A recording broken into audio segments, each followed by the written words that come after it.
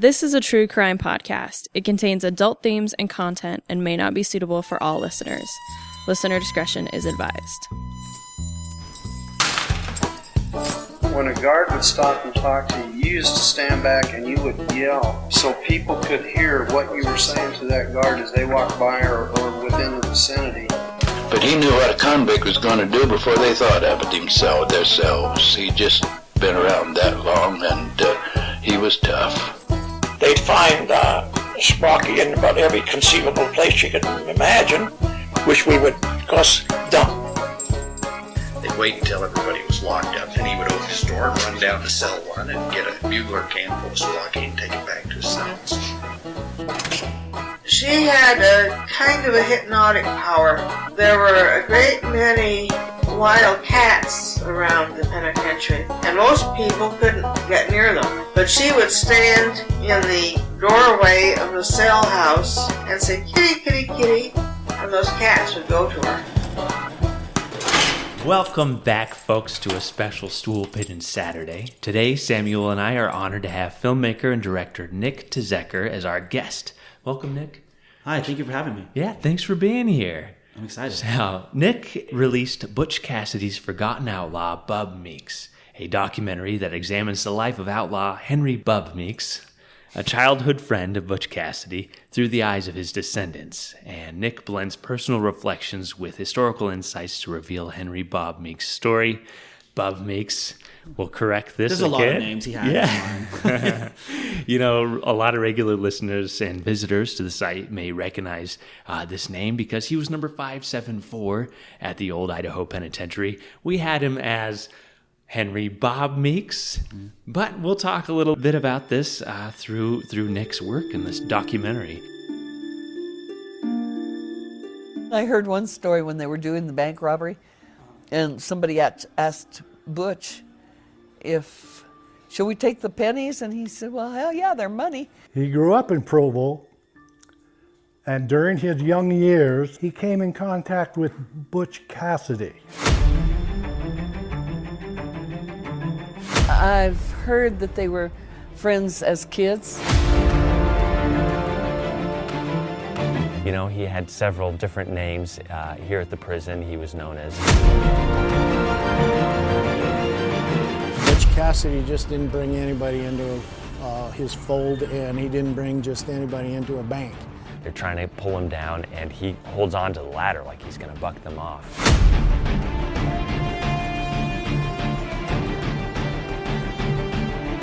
And it's funny, too, with Butch Cassidy, he didn't die in Bolivia. While Bob was incarcerated, he figured out a way to escape. Darts through the front tunnel. Guards in the tower they spot him wearing his striped uniform. And that rifle is serviceable. My name's Gail Meeks. My name is Gene Meeks. My name's Floyd Meeks. I am his great nephew. He's my great uncle. I'm a great nephew of Bub Meeks. And he rode with Butch Cassidy.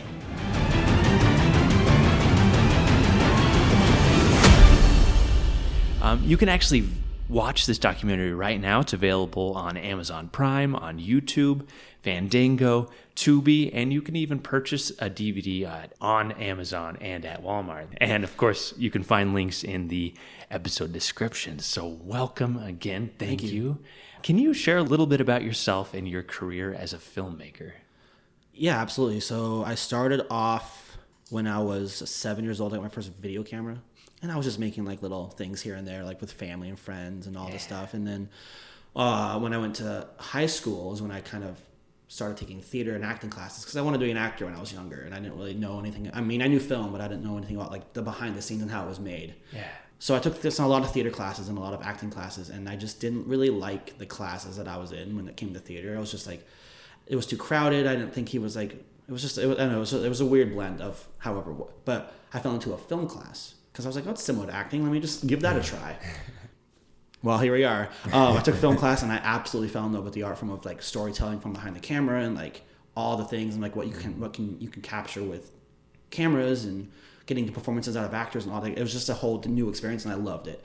And then when I went to college, I graduated from high school with like an arts degree, and then when I went to college, I went to film school and took all these really big classes and like screenwriting and like directing and, you know, cinematography, all this stuff. Like you learned it really. And then I was also working while there as well as working on sets and interning and doing little jobs here and there. And then eventually I just stopped going to school and was working more. And then I learned a lot more on set than I was when I was going to college. So I just fell out of going to college and started working more. Yeah. Was that down in LA? Or? That was down in LA. Yeah. Okay. That was down. I moved to LA when I was in 2011.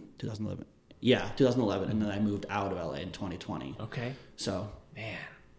Wow. So that's kind of like my story of how I ended up in film school. Yeah. And then I was just working on projects and just sort of like building a resume and made a lot of connections, made a lot of friends, and just started meeting actors and becoming friends with them, and then producers, and you know, one thing led to another, and then now I made this documentary, and it's out in the world. Oh man, does that feel good? Like it does. And I started planning it. Like we can talk about how I kind of got the idea was because when I first moved here in 2020, it was either 2020 or 2021 when I reconnected with my paternal grandparents. Didn't know them for a long time. Like my dad and my mom like had like it's like complicated, but I never really knew my grandparents on my dad's side. So I felt like somehow they were just like down the street from where I lived. And so I went and met up with them, and then my grandfather just told me the story, just randomly said the story of like, oh, you know who Butch Cassidy is, right? And I was like, yeah. And he was like, well, you know, like we have a relative that like rode with him. Really? Tell me that story. So he kind of like briefly told me about it, and then I went home and my brain went crazy, and I just started doing all this research and found all these stories. And then I was like, and the old penitentiary is here? And then that's when I first started coming here, and then it was cool and everything. And then I sort of just started building like documents and like stories and like tracking people down, and I eventually found a lot of Meekses that exist and close living relatives that exist, and tracked them down and started talking to them, and we got them, and I got them on camera. Yeah. So yeah. There's like this aspect of this genealogy.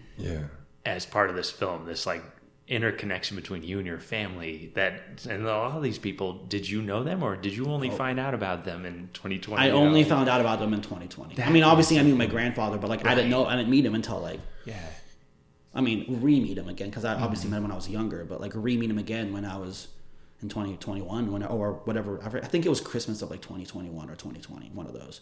When he told me about it, and then I was like, well, and then I wrote a script, like a narrative, like a feature film narrative script. But then I was like, let me do a documentary as well to back up the facts. And the plan was to do both at the same time, because everybody was going to be there, and I was going to be able to have like the documentary and then everything happening. But that didn't really work out. But the documentary needed to happen first. Right. Yeah. And I've always been told, and people have been saying that you can't make a film that has new information. You have to make a documentary that has the information, and then you can. So it worked. It just happened to work out that way. And would this feature film be focused on Henry Meeks? It would be. It's the story. It would be the story of Bub Meeks. Yeah. Of Henry.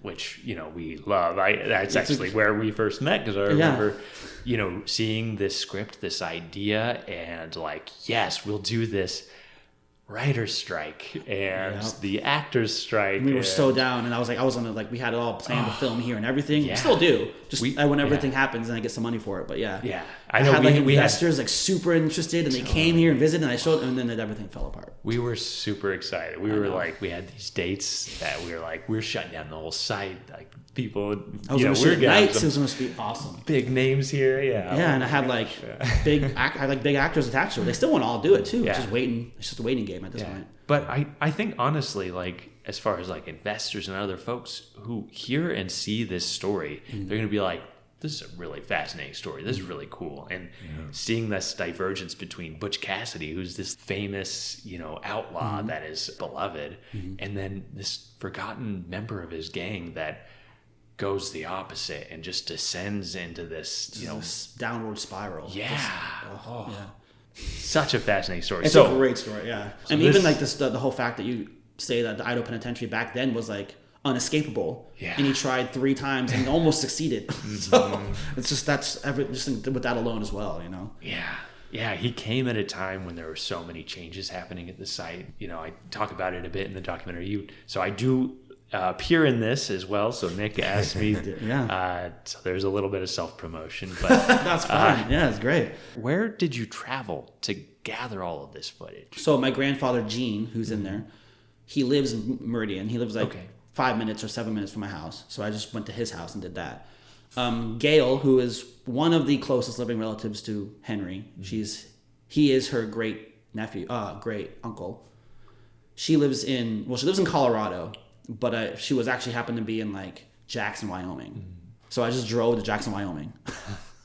Which was like an all-day trip. It's like 6 hours. So I just drove there and I did an hour-long interview and I drove back. But it's dedication. But luckily I have a friend in Blackfoot, Idaho Falls. And I just stayed the night there and I drove home. But that's great. Still, so I drove to Jackson, Wyoming to get Gail's interview. Then I drove down to Green River. And which is where the museum's at. And I got Dick Blust, who's the museum curator or historian or whatever. I got him on camera with the Bub's actual gun, which is super cool. Which you know the story of like when he traded it for with the sheep herders. So cool. Which is super cool. And then from there I went down to Robertson, which is all of this is in Wyoming. So and then I went from Jackson on the Green River down to what was it, Robertson, which is where the barn is at. Which is really cool. And he apparently built that barn like with his own hands. Henry did? Henry Meeks has a still standing it's still barn. Well, it's like 4 walls and the roof's not there, but it's there, but he built it and it's in the field. And apparently his whole family or like a family friend owned the land at the time. And the tree that he sat on when he was waiting for the cops, for the feds to come get him or whatever. When he was like paranoid that when he was sitting on the tree, apparently that tree is still there with the top cut off. I couldn't find it, and I was running short on time. And then just as like a little special guest, I went to Salt Lake City, Utah. All of this is like a circle. Like I went from Jackson down the Green River down to here down the Salt Lake back up, and I went to Salt Lake, which is where Butch Cassidy's relative Bill Bettinson lives. And so I got him on camera as well, talking about the Butch side of the Bub Meeks like relationship and stuff. We talk quite a bit about Butch Cassidy having an LDS upbringing, being this kind of gentleman bandit who's, going and helping chop wood and, doing all these really nice things in the town before he steals a bunch of cattle. Sure. Like when there was kids, I mean, I don't remember if it was Bub's family or if it was Butch's family. I think it's Butch's family that came over with why am I blanking on his name? Brigham Young? Brigham Young, yeah. He came over with Brigham Young to like help start the Mormon community in Salt Lake. Butch's family, or I think it was Leroy Jack. What's his name? I just call him Butch Cassidy. After Robert Leroy Parker. Oh, there you go. Robert Leroy Parker. Yeah. The Parkers came over and like helped Brigham Young. Yeah. And I don't know if Bub was a part of that or not, but I know that they met around the same time. Right. That's why I was curious. Was Bub LDS? Was he? Yeah. Oh, okay. He's Mormon. I mean, he's a family of like 9, I think. Okay. 12. No, Butch is 12, but I think, he was 9, Yeah. Oh, my gosh. I wasn't sure about his background, his upbringing. Mm-hmm. Yeah, there's a lot of siblings. Yeah. There's a lot of siblings. Yeah. So do you know when his path first crossed paths with Butch Cassidy? I don't know the exact dates or like the exact time frame. I know they were children and they worked on a ranch together. Or they met, well, either they like were neighbors or they met on a ranch somewhere or something like that. I wrote it in the script, like I wrote that they were neighbors. Don't know if that's actually accurate, but you have to fill in the blank somewhere. But I know they were children when they met, but I don't know the exact time they actually met or like what was happening. Yeah. But they were like, like 12 or 13 maybe. Mm-hmm. So small communities. Very small. Yeah. And at that time, there was like miles before you saw another house. So, right. Yeah. Everybody. Yeah. And all their business.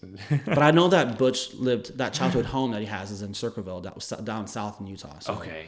And I don't remember where Bub's family lived exactly, but probably close by. What is your exact relation to Henry Meeks? He is my first cousin 4 times removed. I don't know if that's considered a 4th cousin, but it's my first cousin 4 generations back. So he would be like your 4th generation uncle. He's like my great uncle. Okay. Yeah.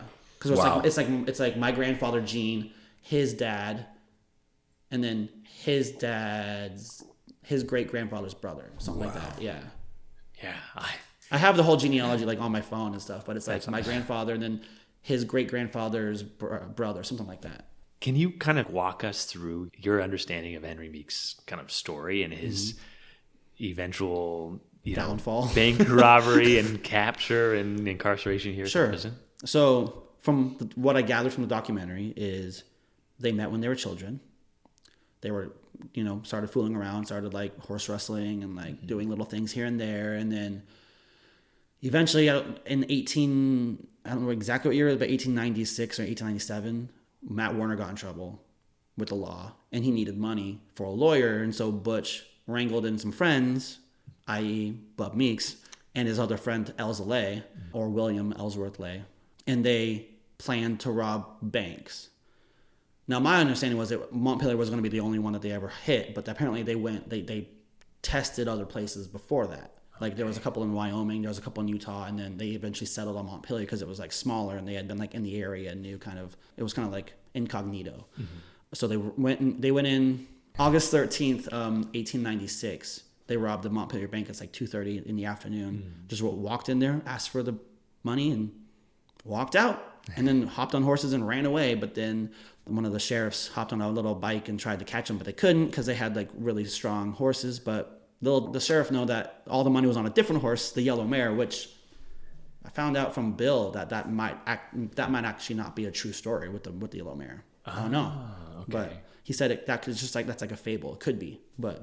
And can you explain the yellow mare? So the yellow mare was a strong horse that they had that was trained to carry like heavy materials, and it would follow them. You could just say go there, and it would just follow them. So like Bub and Elza and Butch all went off on the horses and met up at this location, and like the next morning the horse just like randomly showed up, which was like pretty cool with all the cash. With all the cash on it, yeah. But I think there's a scene in the documentary where Gail's talking about they probably had some stuff on them because there's a scene where Gail's talking about how the pennies were too heavy, so they just dropped them, and they wanted to ride faster, so he drops all the pennies and stuff, which is funny because like, should we take everything? And he's like, yeah. And then halfway down, he's like, no, get rid of it all, because it was just too heavy. A lot of weight. Lots of weight. It's like it's gold, silver, yeah. Right. I don't know what pennies were made out of back then. Maybe copper. I don't know if it was the same, but gold and silver is not light. So yeah. And then eventually, like they got away with that. But Bub went off on his own in Green River, or right outside of Green River. He robbed a mercantile store and got caught for it. But somebody who was in the courtroom recognized him as being part of the Montpelier bank robbery. So instead of the mercantile store, he got tried for the Montpelier bank robbery and ended up getting 35 years here at the state penitentiary. It's a huge sentence. Back then, yeah, that's wild. And then when he then he came to the penitentiary and he was sentenced for 35 years. Was pretty good for a while, and then got his sentence dropped by I think it's 12 years. 12, yeah. And then Christmas Day, he tried to escape, and he got put in the shoe in the hole, or what's it called? Dungeon. The dungeon, yeah. And then he got 12 years back again, or got more time added on. He was almost out, but he got more time added on, and then did a couple more escape attempts throughout his time here, and then eventually was diagnosed insane and got sent to the insane asylum over in Blackfoot. And eventually, I think he was there not very long. He wasn't there very long. And then he escaped from there, taking the doctor's horse, just jumped out. And I think about at the time he jumped out of Blackfoot, he didn't have a leg because he got shot when on one of his second or third attempt. He got shot, and so they had to amputate it. So in Blackfoot, he jumps off the second story and onto a horse and takes off. And then that's sort of like when he kind of like was free, because like I was saying earlier about waiting for the police to come get him, he was terrified and like nervous they were going to come get him. But at that point, they had already realized he was kind of like, he did enough time. He wasn't really a hazard to society anymore. He had one leg, let's just let him be. But he was paranoid and didn't know that was the case. And so he just sat on the tree waiting for them to come get him, where he could see like the horizon line, right? Yeah. And his parents thought he was crazy. And so they put him into the Evanston, Wyoming insane asylum. And eventually he ended up dying there. Now, a lot of people say he might have committed suicide. A lot of people say he just died of he got sick. Mm-hmm. Gail's pretty convinced he wasn't suicidal or wasn't crazy. Floyd is pretty convinced he wasn't crazy. He was faking it the whole time. Yeah. So my guess is he just got sick, or like maybe his leg got infected or something like that. Mm-hmm. So like maybe he just died of like that. But he wasn't very old. He was like 42, right? Like something like that. Yeah. That was in 1912. Same year the Titanic died. Yeah. Which is crazy to think about. But and if you think about it, 1912 just wasn't that long ago.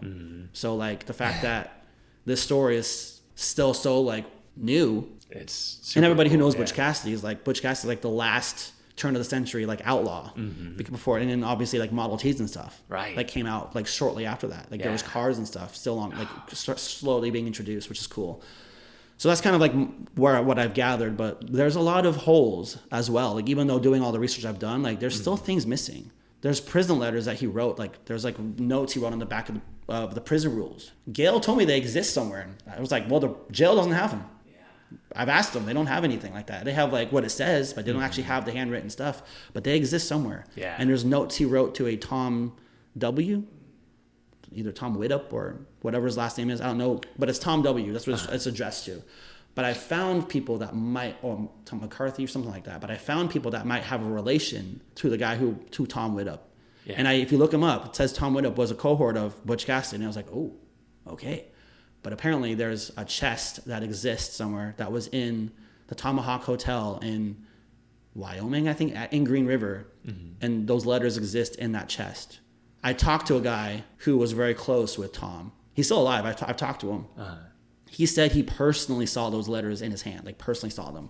He's pretty adamant that he doesn't know where they're at, but I don't know if he's just protecting the family or what, because the Tom family doesn't want anything to do with them. Yeah. I've even reached out to like people that I found that like might be relations, and they're like, oh, we want nothing to do with Butch Cassidy at all. And I was like, but why? That's your family history, and it's huge. But they just don't. So I talked to somebody on the phone, and they were like, yeah, you know, like there's... When they died, like there was all this stuff, memorabilia just left for the family, but then one day they just went in and it was all gone, and I was like, okay, but yeah, it just disappeared. You know, that's something we find a lot, that either people are like you, where they're like, this is so fascinating, this person in my family who was incarcerated, I want to know everything about it. And then other folks, you know, it's something we always are skirting with the podcast, like telling some of these stories. Always nervous that we're going to unearth something that a family does not want. Which, I mean, and I'm respectful. Like, I'm obviously not saying any names, but like, you know, like I'm just respectful. Like, okay, well, if you don't, you know, if you for some reason do stumble across them and you happen to, I don't even need the originals. I just want to scan. That's it. Totally. Or a picture, you know, because I want to see like his handwriting and like his like the way he wrote was like he wouldn't write believe, B-E-L-I-E. He would write B-L-E-V-E, like believe, you know, like believer. Like it was like broken English. Like he couldn't read and write very well. So I mean, his background, like he was a horse breaker, right? And he was a horse wrestler, and he like would train horses. He was like that's why Butch wanted him, because he was very good with horses, which is i.e. the yellow mare and other ones that he rode on. Like that's why Butch was attracted to him, because he was very good as a horse trainer and a horse wrestler, and just like knew horses very, very well. So like the getaway driver kind of part of the And the fascinating thing about the museum, which was really cool when I went to Green River, was the fact that his rifle is intact, and like actually, and even Dick Bluss there said like if I went out and fired it today, it would probably be safe. But the fact that like the story behind it of how it was found doesn't add up to how good a condition it is. It was the word on the street is that, or the rumor is that he was on horseback fleeing with Ab Murdoch, I think is the guy's name. He was fleeing them, and Ab Murdoch was following him, and he was a sheriff, and one of Bub's friends shot back and like I think killed the guy, or he fell off his horse. But then Bub decided to get off this horse and started hobbling up the Uinta Mountains, outside of Utah. It's like the mountains on the border of Wyoming and Utah. So he started hobbling up that because he has one leg, so he's using his as a crutch. So he had like a big buffalo gun, and he traded this to some sheep herders to get a smaller rifle, which is what's in the museum now. But apparently he dropped it because it was heavy when he was fleeing, and so he dropped it, and it was found by some mayor, like the mayor or like the sheriff of that town. And it says on the side of there, it says rifle found in Brown's Hole, Wyoming, belonging to a member of Butch Cassidy's gang, something like that. And it was found by somebody. I forget what the guy. I'm blanking right now on what his name is, but it's stamped on the side of that saying. And tracing all of the story back to where it was found, it adds up to Bub being the owner of that. Yeah. Even for that short amount of time. Man. So it's pretty cool. And then the whole saddle that I was able to find, which is insane, but like Bub's saddle that he had, I have it on camera. And I found it. Like, it's pretty cool. You found it? I didn't find it. It was found, but I found the guy who had it. Is what okay. I mean. Yeah. I thought, I heard in the documentary you talk about one of the family members discovered it in the tree. Floyd, the guy who's on screen. So that story is pretty fascinating about how that came to be. Yeah. Like the short story of it is that it was found in a tree hanging in the Uinta Mountains, which is what goes with the story I was just talking about, where he got off his horse, hung his saddle in a tree, and hobbled onto the sheep herders. Well, a friend of Bub's, or I think his brother, Bub was telling his brother about where it was, and so his brother walked up there and found it hanging in the tree. Well, found it in the tree. It had fallen off the tree by then, and porcupines, or this is how Floyd says it. Animals have gotten to it and like chewed some of the leather away. So he hung it back on the tree and walked back to his brother and said, "It's not really worth. It's kind of like nothing. It's just like a shell. It's not really there." Fast forward 70 years, and Floyd's dad hears about the story, knows about and he's like, he's wrestling horses and stuff in the mountains. So he's like, I'm gonna go take a side quest, and he goes and finds it hang like back on the ground again, literally in the same spot right where he said it was. It's right there on the ground. It's been sitting there for 70 years, or 1912 to like 1970, I think is when he found it. So it's probably 60 years just sitting there on the ground. But so what you saw in the documentary is like what his dad found, just chewed up. It's like this big. It's not very big, but it's like the shell of like. But you see like all the nails from that time period. Like there's no staples. It's all made out of wood. It's like really, really good. It's all like frayed. But he's thinking about putting it in a museum somewhere. But like the story behind how it was found, like 70 years passed and he still finds that's crazy. And Floyd told me that there's another relative of theirs, I forget his name, but he says he might have a pistol one of Bub's like breakaway pistols. Doesn't fire anymore, in pretty rough condition, but like one of the breakaway, like, yeah. And Gail said she had one of his belt clip like holsters that when you put the bullet shells into, like how they have them on the belts. She said they used to have one of them, and it got stolen. Somebody stole it somewhere, but that's all she knows. But yeah. That's why the fact that I was able to find like all these different stories about all these different artifacts is pretty cool. Yeah, I only have 2 in there, unfortunately, but that's so. It's just cool that you've kind of you've made these connections with your family and then brought all of this information together in this one source, which is like so nice. That's something that we do all the time with historic newspapers and things like that. But like you physically brought all of this together, which is really neat. I mean, yeah, and like I was saying earlier, like it was a lot of work because I did a lot. Like I did most of the stuff myself. Yeah. I have a producing partner, Justin, who helps with everything. Like he helped with like locations. I think you talked with Justin a little bit about stuff, but like he was part of it. Even though he wasn't physically here, he was part of it. Like because he was, he's part of the team. Yeah. But I only had a few people, and like all the music and sound I got from like sounds and like soundtracks and music I got were all friends, and they were just like, yeah, go for it. That's awesome. And I said, when I make some money, I'll send you something. And they're like, great. It's perfect. Cool. It gets their names out there. It was all cool. It's like everything was very done on a very low budget, and it was super nice. The only thing I really paid for was like gas and like finishing like funds, like all the stuff I had to do after the fact. Right. Like shooting didn't cost a lot. It was after the fact that cost a lot. Yeah. Yeah. Did you edit it as well? I did everything myself. Yeah. You were flying the drone, all the drone footage you see. I remember being like, that's so great. Yeah. And then the drone footage is cool too. So neat. And I actually realized that when you talk about the hog pen, what I show is not the hog pen. It's the horse barn. But it's in that area. But yeah, totally. That's exactly where it was. And, there aren't a ton of photos of that, obviously that time period, but also that area. There are a couple aerial photos, but, I wish 150 years ago they were thinking about us. I know, right? They could have just left it as it was. Snapping photos inside these buildings, not just snapping photos is crazy. Yeah, I mean they existed, but it was a long process. But I don't even remember if I even asked you when we were in the prison, in the room what's the 1989, 1890s, the 1890, the one that's empty. Yeah, the 1890s. That was actually his cell block, right? That one or the territorial, yeah. One of them. We just don't know exactly those. which one, but I'm pretty sure it was that one, but I don't know. Yeah. But, yeah. Yeah, I mean, with his sentence being so lengthy, they probably had him in there. They might, after, the escape attempts, trying to run out the front door through the tunnel, getting shot, they probably put him in the territorial for a bit because he was a little older and less new. Well, after that, he went to the dungeon, but, Oh, yeah. After a couple months in the dungeon. Which is insane because I read back then that, like, you only spent time in the dungeon, like, 7 days. But he ended up being, like, 2 months. Yeah. Like, would they just, like, forget about him? Yeah. I don't know. It was rough. Yeah. Are there any, like, super unique things that you learned about Butch Cassidy and, Bob during this?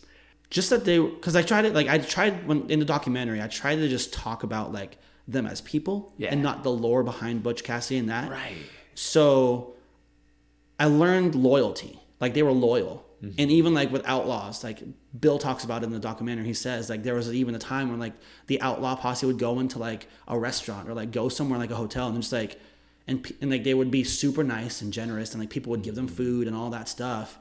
And then, like, the posse, like, the police would come in and they just start taking everything like they own the place. And people are like, why are the police, like, ruder than the Outlaws? That doesn't make any sense. So that's, like, why people fell in love with the Outlaws, because they were just, like, really nice people. And Butch was about, like, stealing from the rich and giving to the needy. He wasn't about, like, he wasn't a mean person or rude. He just thought, like, you don't deserve this. These people should get it. But so he, like, robbed from, like, big corporations and stuff instead of, like, individual people.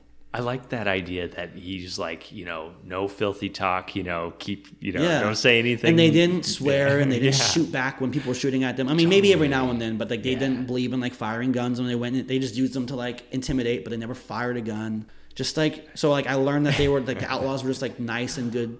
Like, people loved them, like, liked them and, like, invited them over to their houses. And then I also found out that, like, just who they were as people, just, like, they were, like, just family oriented and just Butch just found a way to make a lot of money. Right. And he would start sending money to his family and help him out. And then once his family found out what he was doing, they didn't want the money anymore. So, it was just things like that. And then, like, the loyalty which is kind of where the documentary and, like, where the film, the scripted film comes from, is the loyalty. Because how I have that written is that the show is the juxtaposition between Butch being an outlaw and Bub being imprisoned and wanting to be with his childhood friend, like, so all of his escapes attempts are him trying to, like, go be with his friend, and he just can't. Yeah. And it's like, it's the loyalty thing. So because he was loyal, so it's like when, like, especially when he was asked to go do the mop here for Matt Warner, it's like, I know this is kind of wrong, but Butch is my friend. It's loyalty. Like, I want to be loyal to my friend, but you know what I mean? Like, all right, like, he's loyal, but then, and even, like, Bill talks about it and Gail talks about it, that they don't think they hated each other. It just, that's how the circumstances happened. Butch wasn't able to come get him out of prison, even though he helped Matt Warner. He just wasn't able to, like, come get him. Like, it's just too heavily secure. Like, especially when he was arrested. Apparently, there was some rumors that when he was arrested and when he was brought here in the middle of the night, Butch was trying to, like, get him back from the train or whatever it was. But it was just so heavily guarded that he just couldn't. So it wasn't like Butch just said bye.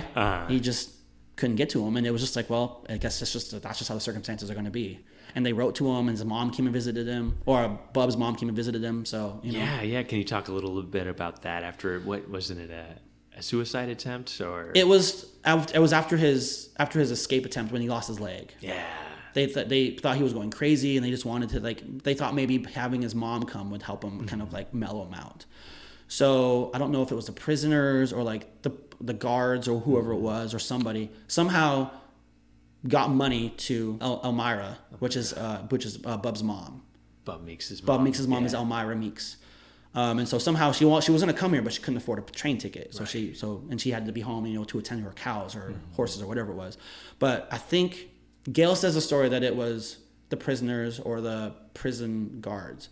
Floyd thinks it was the prisoners. So we don't really know who it was, but somehow she got money to get here. Yeah. And she came here and visited him, and they had a whole meeting, and it kind of made him feel a little bit better about himself. And then I think, like, 6 months later, he tried another attempt. Yeah. Because that would have been his third attempt when he got it. Yeah. So. there's so many details that you forget about, and like I forget about until I start talking about it again, and then there's like more things that come up, you know. Totally. That's like we know all about that. And even like I don't want to give it away, but like there's because you'll watch the documentary because it'll tell you. But like more things I learned about Butch was like, did he really die in Bolivia?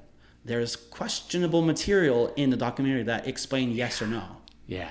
And why maybe he died or did not die, if that makes sense. You know, that was one of my questions today. I went to Montpelier. I was passing through, and I just did a little trip to Montpelier and then to Rawlins. I went to the Frontier Prison and Rawlins, and then Laramie to the Territorial Prison, this whole trek. So there's a lot of Butch Cassidy all along the way. Yeah, because that's where, Yeah, the Butch Cassidy Museum in the old Montpelier Bank. Oh, you went there. Yeah, but I didn't film it. Oh, yeah. Unfortunately. Yeah. But it's so like not convoluted. It's just so packed with like so much Butch material. It would probably just take away from everything, you know. I would probably film like the cowboy boot markings on the floor and like the door on the roof. That's probably about it. The original bank door is kind of cool. It's on the ceiling. Yeah, it's pretty cool. Yeah. What you were saying, like the docent in there was like, that Butch, he didn't die down there. He came up here, changed his identity. He told me this whole story, and I was like, I feel like everybody would have their own opinion. After all of this, do you think that he died in Bolivia or? I don't think he died in Bolivia. No. There's a rumor that he went off and lived in Spokane. I don't know if you know that rumor. Yeah. He lived and changed his name. I forget the guy's name. I always forget the guy's name. But William T. Phillips. Got it. Wow. William T. Phillips. Good recall, yeah. And if you look at pictures of William T. Phillips and you look at pictures of Butch, it looks similarly to like a thinner. If Butch had lost some weight, and it could be a similar person. But the Bettinsons, which is the Butch family, say that they were just in prison together and they were friends. Now, I don't know if that's just them protecting the idea because Lula and the whole family doesn't want the identity of where Butch is buried and stuff, right? Right. So I don't know if that's just like them protecting it or if that's an actual opinion. You know what I mean? I don't know, or we don't know. Yeah.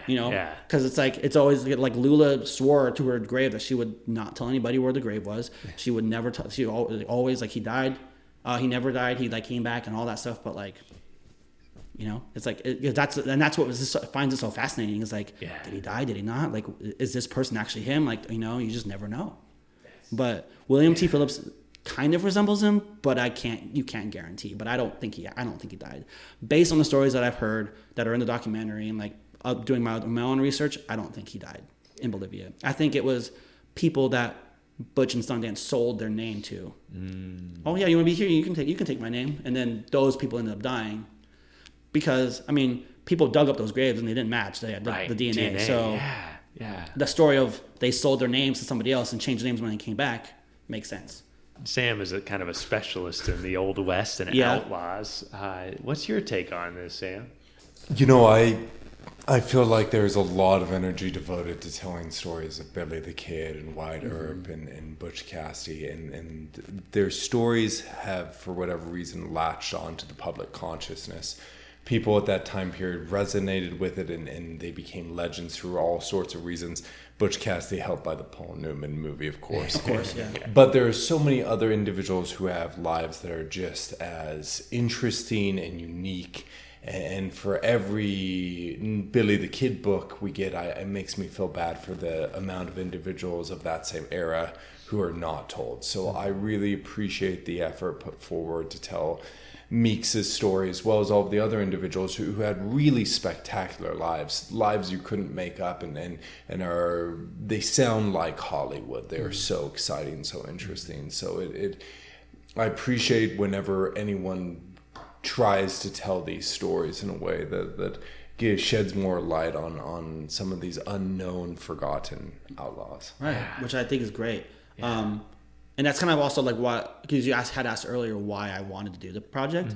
It also, like, that was also another reason, because like you hear about Butch Cassidy, you hear about like Billy the Kid and all these ones, but like they didn't just like, they weren't like by themselves. Maybe Billy the Kid was, but Butch had a whole gang behind him, and you don't hear about all their members. So like it's almost like I want to do another documentary about like El Zale, or like Flat Nose Joe, I forget his name, but you know what I mean? Like the other members of the gang, right? Yeah.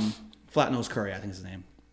But like my grandparents, Gene and his wife Sue, think that potentially Elza Lay is related to the Lay family who owns Lay's chips. Is a potential connection. They've mentioned it. I don't know if that's true or if I found anything about that, but my grandma said she read that somewhere that it's a potential connection there, which is interesting. So like it almost makes me doing this documentary and seeing people's like reactions of like, this is really fascinating. Yeah. I mean, it has 13 5-star reviews on Amazon. It's pretty good. That's awesome. It's only been out for like 6 months or like 5 months, but still, like, it just makes me feel like maybe I need to keep the momentum going, like do another family or like another member. I think it's, or I can just stick to the penitentiary stories. You should join our 13 Stories Film Fest. I should. So when you found out that Meeks was a family member and you came to the penitentiary, had you ever been to the penitentiary before? What was your impression the first time you came here? That the cells were like super small, but the property is like a really cool property. It's like really nice. And I mean, obviously it's like a little bit run down than it was back then. It's not like it's not the same, but I think it's a really like pretty property. It's like, but they're probably all like that. I mean, you look at prisons nowadays, they don't look like this. It's just like cement walls and they fit as many people in there as they can. This is like, you have a garden. It's like blooming. You can play basketball, you can play baseball, you have all this freedom, so to say. But now I wouldn't say nowadays you have kind of the same areas, common areas that they did back then. And the building itself is just like really cool. And apparently I learned, I think you told me, or the inmates built the walls. Oh yeah. It was you. Yeah. Yeah, they constructed everything. And they got up from the quarries in the hills. Yeah. It was you. Yeah, exactly. Yeah, all quarries up all the way up to Table Rock. The Mesa. There's still an active sandstone quarry up really? There, so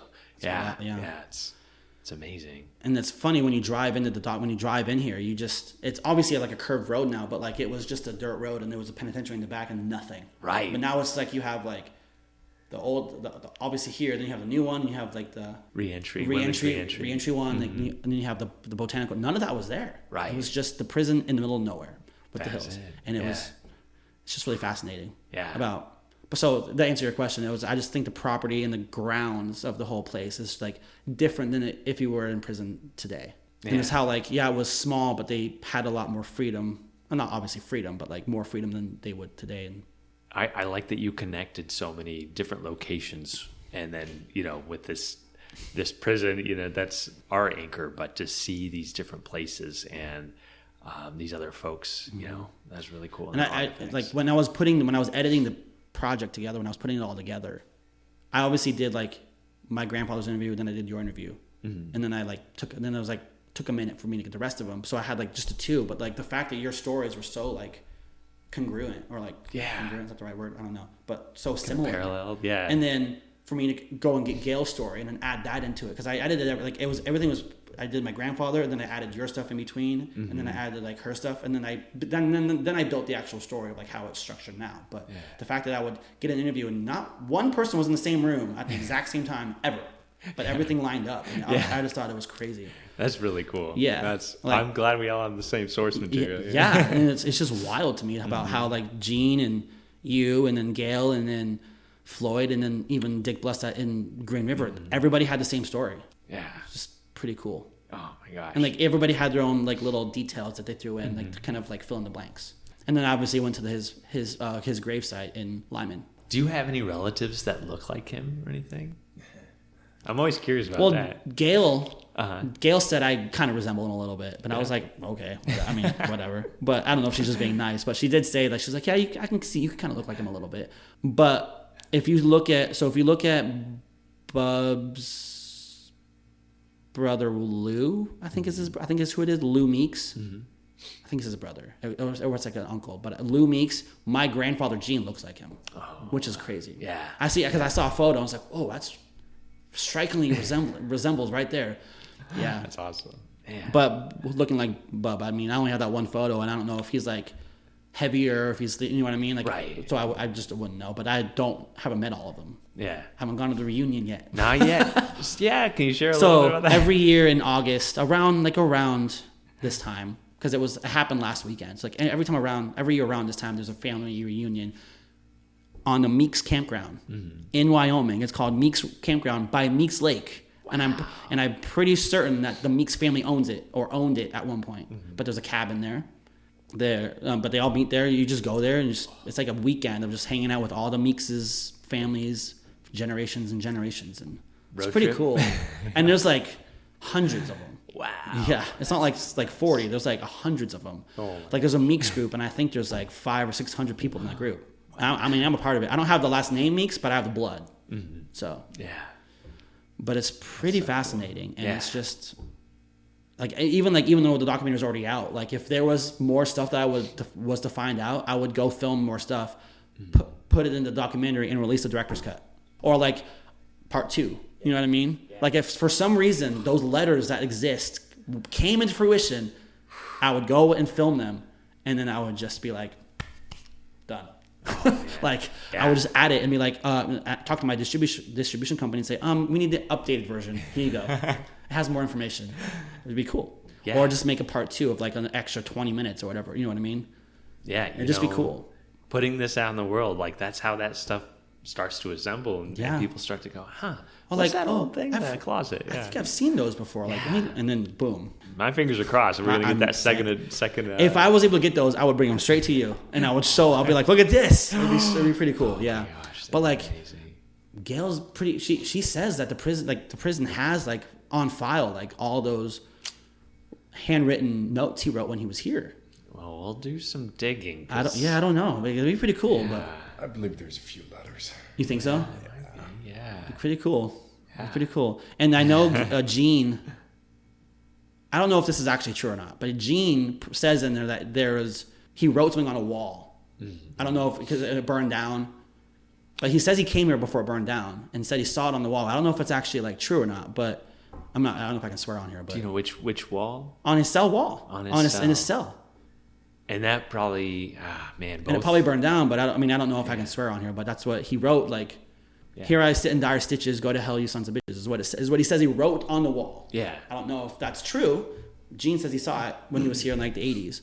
But didn't it burn down in the 80s? Or he said it before it burned down, he went into the cell and saw it. Well, if he was in territorial cell house or 1890 cell house, all the cells got stripped and removed. Right. From those, so I don't know. Yeah, so I don't know where that would be. I don't know if you would know that, but I found that really interesting. Like that would be like he just like wrote it. He like either etched it with a rock or just wrote it with like a charcoal pen or something like that. But interesting. I don't know, but I think it's kind of funny that he would just write that. Yeah. So I threw that in there too. But like the stuff that I threw into the scripted film is like I have so many rumors of how Butch got his name and like did he die, did he not? Like I leave it open. Like let the audience decide. Right. You know, like but that's funny because like I have a story of how he got his name Butch, and then I have another story of how he gets his name Butch, and like how I have it written, and then like he's telling these stories, and then like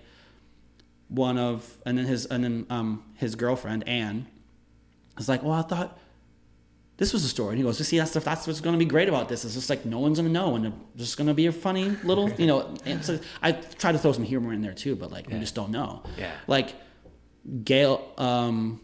Dick Bless said a story, and then there's a set about the story about the Butch that he worked at a butcher shop. That's how he got his name. Right, yeah. But then there's also a story about a gun that was named Butch that when he fired it knocked him on his butt. And that's how he got his name Butch, because he was like a child and did that. But Bill said he thinks it's the butcher shop story of how he got his name, but we just don't know. You know, it's all speculation. Yeah. Like, did he die in Bolivia or did he not? It's all speculation. I love that. I love the mysteries. I love it too, and that's what's just so fascinating about the whole story and the whole documentary, and now makes me want to watch it again. Yeah. So yeah. How has the critical review been, or how have has anybody from the family reached out since it's come out? People love it. Like the family, like I'll post like little updates and like post things. Okay, now it's all available on Tubi. Now here we are in like universities, and like, you know, and then people like share it and they comment, this is great. One of the family members said that they bought it on Amazon, and they said we watched it twice in the first day. And then We have it now. We own it, so we can share it with generations to come. And then someone else bought like 2 or 3 DVDs. Oh my gosh! Like, and everyone says it's like, and there's a review on Amazon that says something about how this is a needed story, and it needs to be like, it would make for a great scripted film, like a Young Guns 2 type of situation. Like it says something like that, and I was like, well, yeah, I already have a script done. Right. You know what I mean? So but like people love it. People are liking it, and I mean, obviously you get those few little haters here and there, but I think people love it. And I think as it gets out there more, people are going to find it.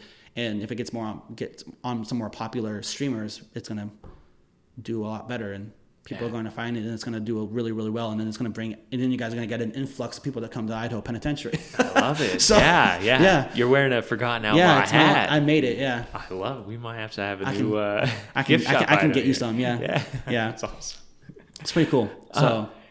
Sam, do you have any other questions? You have anything you want to add, or No, I don't want to give anything away about the season, but Meeks is going to make a small appearance in our holiday episode.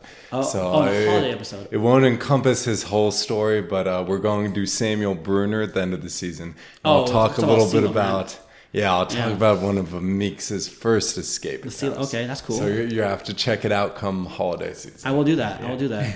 We didn't talk about Sealam, but that's a cool... I don't even know like where that even came from, like where he came from. He's just a retired racehorse, right? Mm-hmm. Yeah. Raced in Atlantic City in kind of the Sawtooth region, and was brought here and was prized by all of the guards and the prisoners. And that's the horse that he stole, right? Supposedly. Smart. Yeah. Fast horse. Yeah. Nice. Well, can you talk about what are your next future goals, plans, hopes with Bob Meeks' story, and what steps do you need to take? And well, so right now, as we've been talking about, I have the documentary that's out that people are loving. In addition to that, I did write a scripted film that is 110 pages. Wrote it myself, and it's probably some of the best writing I've ever done. And it just kind of wrote itself because I use a lot of the stories and a lot of facts, and even people who read it who have read it really connect with it. And that's kind of where the idea of loyalty came from, because I was writing it not really thinking of like what I wanted to tell, like what I wanted to give away, but after reading it and hearing other people's feedback, it was like it's almost like a loyalty story about sticking with your friends, and then the juxtaposition between the two of how he's in prison and Butch is out living his life and all that stuff. So the next step is getting funds so I can make that film, because I already have all the locations, i.e. one of them being here. Plan to shoot at Montpelier, but it might be a little too expensive to like change everything to look like it's from the 1800s. So I'll probably just shoot out of Western Town. But I have all the locations pretty much ready to go. I have a full cast ready to go, which I have some pretty notable people that, like Kathy Moriarty, if you know who she is, from Casper, and like from Taxi Driver. I don't know. I forget her one that she was nominated for. I forget what it was, but she's very well known. Yeah. Kathy Moriarty. I have R.J. Mitty from Breaking Bad, who's going to play Bub. Kathy's going to play his mom. I don't really have. I have dwindling between a few that play his dad. But I have Costas Mandylor from all the Saw films, who I want to play, who I have to play the Warden, which I think is going to absolutely kill the role, and it's going to be awesome. And just like, and Eric Nelson from 1884, the Yellowstone. Yeah. I have him playing one of the outlaws. I have my buddy Aaron Schwartz from Mighty Ducks and from Heavyweights. He was a kid, but he's playing Butch. That's awesome. Carlo Mendez, who's Eva Mendez's brother, is playing Sundance. So I have people of note, or people who are working actors to play these characters. And that's awesome. But like people that I'm talking to about for Bub's dad is like J.K. Simmons, John Schneider, people like that to play his son. I did think Edward Norton. I did think Edward Norton or Kevin Bacon would also be a good one too as well. Oh my gosh! Oh my gosh, that's crazy. So I have like people like that to play. In the film. I just need the money to do it now. Wow. So if there's any ranchers out there that live in Idaho that want to like be a part of this film, that's it. And how can people reach you? You can just email me. I'll go on the website tizesterproductions.com, and you can contact me right through there. Perfect. It goes straight to the email, and it can just write you there. Nice. You can And find is that your in the studio. Tizekker Productions is my company. Yeah, it's my operated by me. There's like 2 or 3 of us, and that's it. That's awesome. But I started it back in 2006 as like just like a little silly school project thing, and because I was taking a film class, and I was like, well, I'm gonna put a little production company on it, and that's where it came from. And then now it's just I just stuck with it, and now it is this what it is. So that's great. That's cool. Awesome. All the links for the films are in the episode description. You can find a link to Disaster with the T. There you go. Productions in the description as well. So if you're interested in helping fund this film, reach out to Nik. And check out the documentary too, because the documentary is the precursor of what the film's gonna be. So if you like that story, you're gonna want to invest. Hopefully. Yeah. So cool. Yeah. If I were to say do your own time, how would you respond? Just be you and don't change who you are to impress somebody else. Just do your own time and just be you and be who you want to be, because it's going to get you places, because we're all individuals and we're all our own people. Don't try to be somebody else. I love that. Cool. Nice. All right, everybody. Thank you, Nik, so much for being on. This is great. I love being here. This is awesome. Thank you. Yeah, do your own time. Do your own number. We'll talk to you later. Bye. If you enjoyed Behind Gray Walls, please rate, review, and subscribe so others can find our podcast. If you're interested in more Old Idaho Penitentiary information and to see mugshots of the inmates featured in this episode, follow the Old Idaho Penitentiary on Instagram and Facebook. If you want to learn more about the Idaho State Historical Society and its other sites, follow ID State Historical Society on Instagram or visit history.idaho.gov. If you have a question or comment for the hosts, please email us at behindgraywalls@gmail.com.